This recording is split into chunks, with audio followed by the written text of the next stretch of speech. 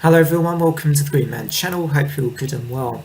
So I'm excited today to be bringing you another Ranking the Albums video, especially this time since I'm ranking the albums of the legendary rock band Thin Lizzy. And I feel like it's justified to use that word legendary with this band because I really do genuinely think that they were, particularly in those kind of middle 1970s years, they just produced classic after classic after classic after classic after classic, even perhaps, without wanting to give away too much here about the order that I'm going to put these albums in, of course, as well. Um, and it's interesting, really, because it took Thin Lizzy, for me, it took them a bit of time to really establish their trademark sound. A lot of bands sometimes just begin and they kick off straight away with great albums and they've got their sound well established before that, you really get too far into the discography of a band. With Thin Lizzy in their kind of early formative years, they had a relatively different sounds, but at the heart, Phil Lynot's lyrics for me and his vocals always been at the very heart of the band.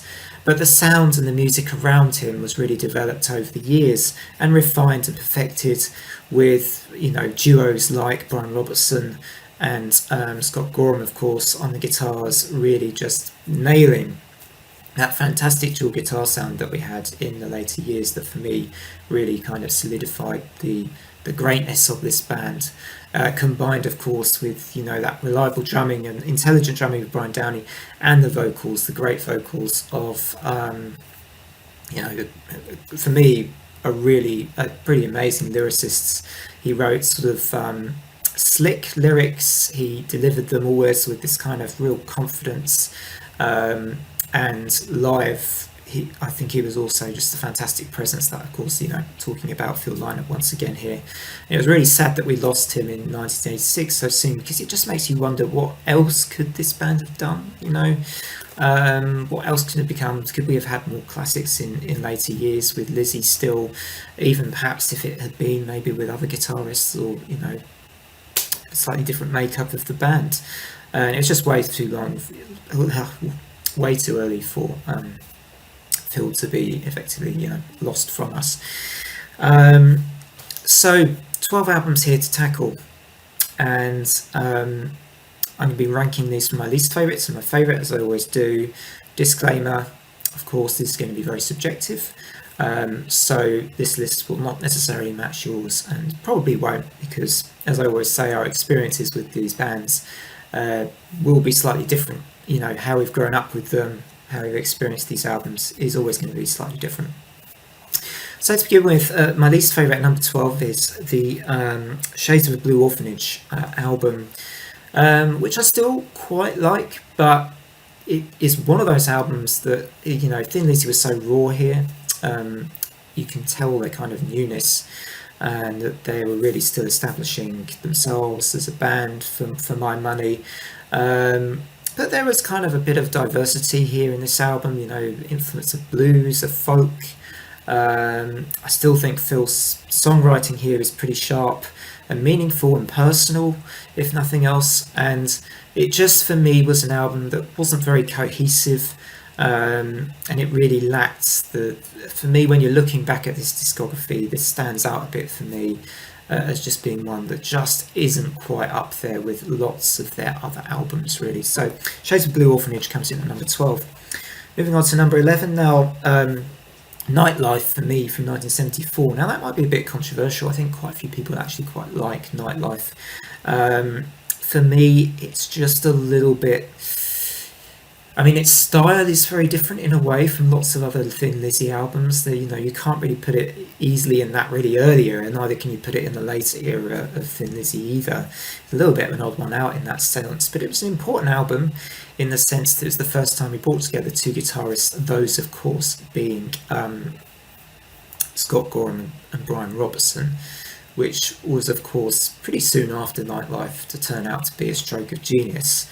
But Nightlife for me is it's not really an album I would go to. I don't feel that it's a bad album, but it's just one I feel pretty indifferent towards, to be frank. And that's all I really want to say about Nightlife. I mean, a couple of good songs on here.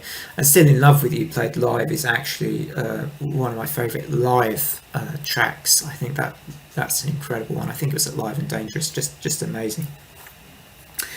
Um, Number 10 on my list is Chinatown from 1980. The first album was Snowy White on guitar. Um, I mean, this does have good songs on it, to be fair. They're quite catchy as well, and they're quite memorable. But it feels like it's lacking a little bit of the spark and soul of the Lizzy sound here.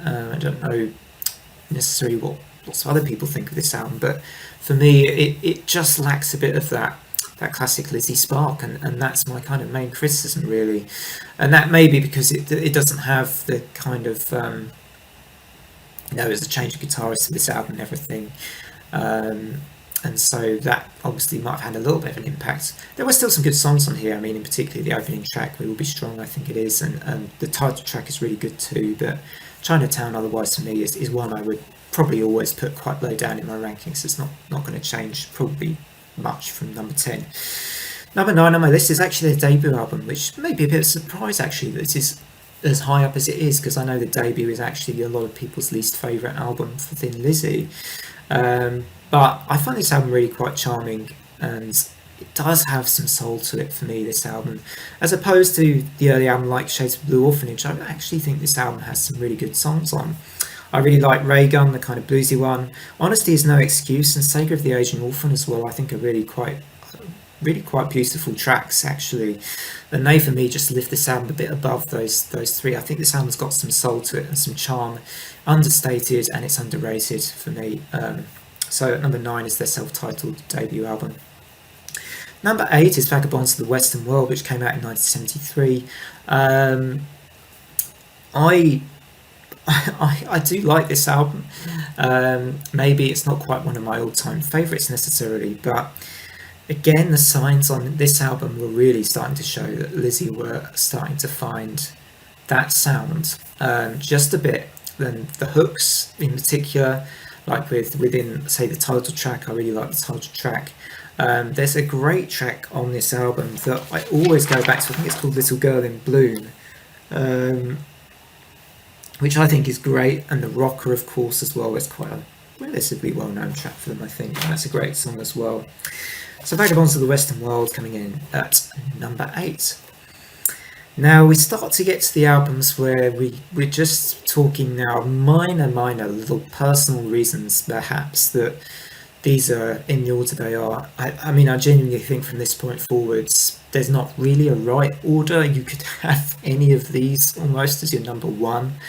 Whether or not that sounds like a sellout, I mean, it's just how I feel about a lot of the Lizzy albums from this point onwards. Number 7 is actually Thunder and Lightning, their last album from '83.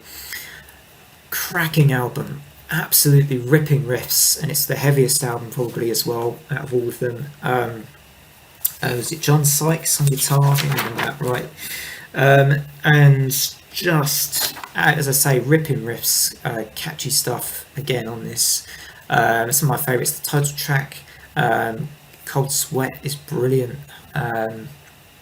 It is just one of those that, it's pretty memorable, and it's hard to say, in a way, why this is down as low as number 7. It feels a bit sacrilegious that Thunder and Lightning is at number 7.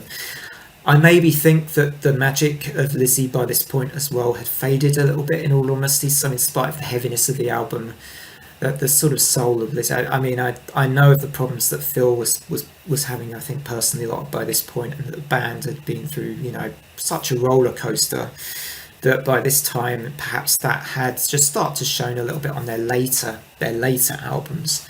But actually, conversely, this album sort of almost breathed a bit of new life into the band. So, there's lots of differing opinions, I suspect, about Thunder and Lightning. Probably a relatively divisive album. Number 6 is, now this is definitely regarded as a classic, so I'm possibly going to get some unhappiness. This is one is at number 6, Johnny the Fox. 1976, and the second classic of that year as well, along with Jailbreak, which I'll be coming to shortly. But Johnny the Fox is rightly revered as a classic. I have no qualms about that whatsoever. I love Johnny the Fox. This could be higher up in my list, probably on another day as well. If anything, it's perhaps one that I haven't, played quite as much as the next 5 albums, I think, on this list.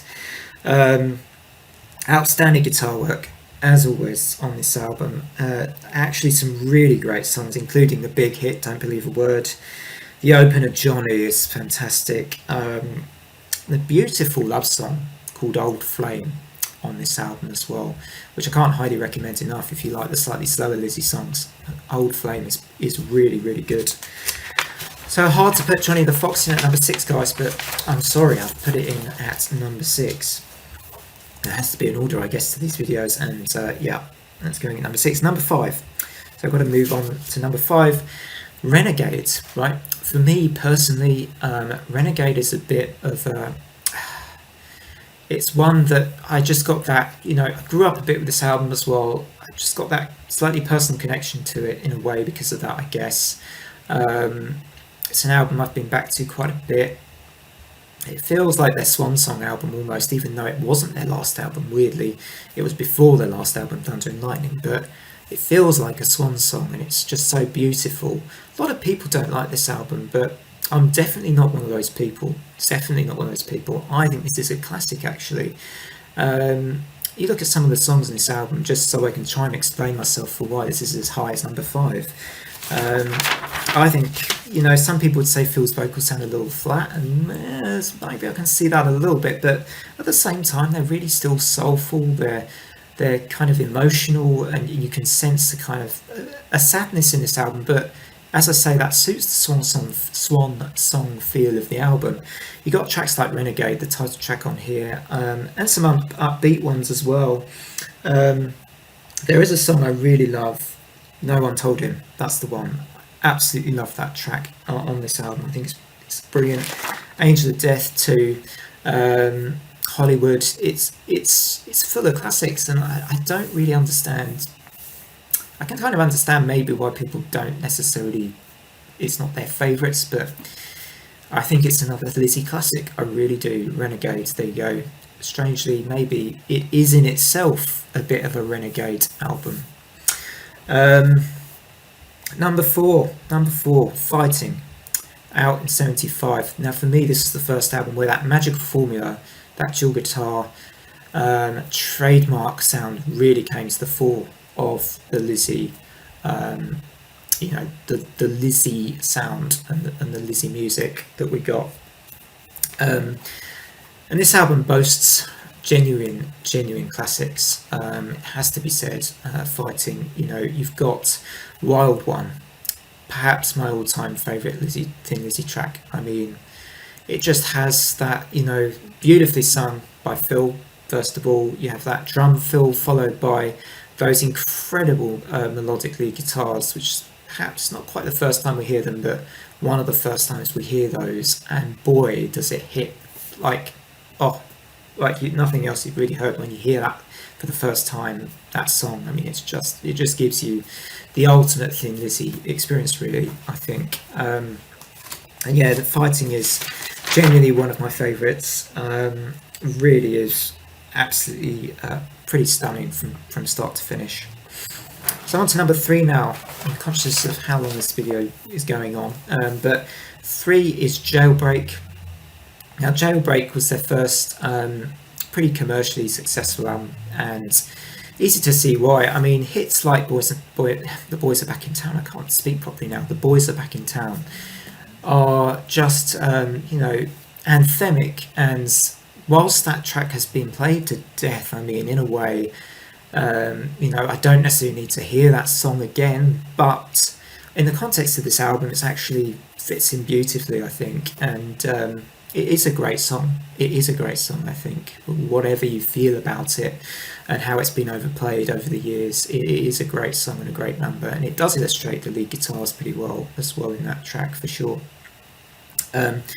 But this album's full of other really great stuff, and I suppose as a Thin Lizzy fan, one thing that slightly disappoints me is that this album's become known perhaps for two hits, Jailbreak and The Boys Are Back in Town, when yet you also have Romeo and the Lonely Hearts. You also have Emerald, that closer, which is all kinds of epic.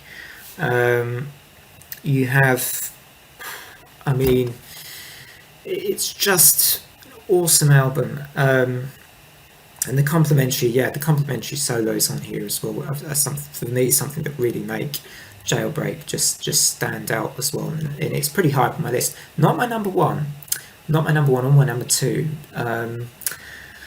And this is where I may just hit a wall in terms of explanations, because I guess again it just boils down slightly to personal preferences. But Jailbreak is pretty iconic and pretty great. So number two for me is Bad Reputation. And now these next two albums, you know by now what number one is if you've been sort of following very carefully and very closely. But Bad Reputation, I think this is Thin Lizzy on the very top of their game. Interesting. I think Brian Robertson doesn't feature on many tracks on here, but he still plays on this album a bit, I believe. It's a pretty mature album as well, with really well thought out, I think really well constructed tracks like the opening Soldier of Fortune, Dancing in the Moonlight, which is a great hit for me. I love that song. Perhaps another one that gets played quite a bit, but I just think it's a great song. Southbound, Downtown Sundown, and another favourite track of mine, which is That Woman's Gonna Break Your Heart. I think that's a really good one too. Again, those harmonies make it shine. They really do. So, finally got to my number one. What's my number one album? Well, it's Black Rose. It is Black Rose. And this, I think, is just a little bit of nostalgia for me. It was the first Lizzy album I own, so it's perhaps no surprise this comes out on top of a list of albums, really, where so many of them are so good. It seems to come down to maybe which was the album that you connected to first, and Black Rose was certainly one of the first. I think besides Jailbreak, perhaps Black Rose is perhaps the first album I truly connected with on perhaps an emotional level, as well as just it having hits on it. This has got Waiting for an Alibi on, which I think has again just these immense guitar harmonies like none other, and Phil's lyrics are on point again. They're cheeky and his usual slick delivery in songs like Do Anything You Want To and stuff like that. And it's just a really brilliant album. Black Rose, of course, with that sort of Irish folk-like guitar playing that you get in that song. And then it sort of breaks and Phil's beautiful delivered vocal in this, Tell Me the Legends of Long Ago, comes in. It's just such a perfect moment on the album, on that song in particular. So that's it. That is all of the Thin Lizzy studio albums ranked from my least favourite to favourite. So just to recap, my favourite album was Black Rose. Very, very, very, very closely followed probably by the 5 albums before it, to be frank. You could switch those around almost at your leisure, but I decided I had to do this, keeping to the rules of ranking these albums. I had to give them an order, so this was my order for today. Thank you very much indeed for watching. As always, do feel free to click like and subscribe if you enjoy music, type reviews and discussion videos that I do, particularly for rock and heavy metal. I also sometimes do videos on fantasy, sci-fi and horror too, so tune in for those if that's also your thing. Otherwise, take care everybody. Bye for now.